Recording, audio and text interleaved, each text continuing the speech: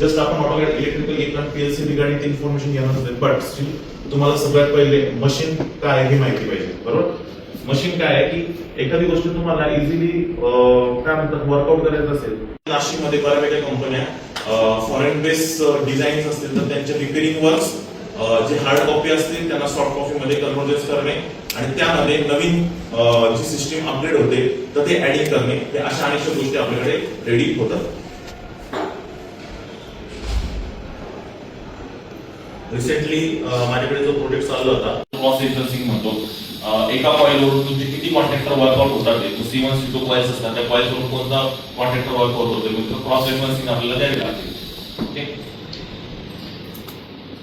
हे असे ऍक्च्युअली ह्या टाइप्स ऑफ डिझायनिंग इंडियामध्ये येतात आणि ह्या डिझायनिंगला आपल्याला तर हे जे ऍस्पेक्ट असतात हे डिझायनिंग फॅक्टरमध्ये खूप डिपेंडंट असतात. तुम्ही तुमच्या डिग्रीमध्ये जे काही इंजिनिअरिंग मध्ये एकूण एक सब्जेक्ट तुमच्या ह्या पॅनलला अप्लाय होतात. ओम्स लॉ पासून तर फॅरेडेज लॉ पर्यंत सगळं काही अप्लाय होतं. तुम्हाला इच कॅबिनेट लेंथ आणि वेट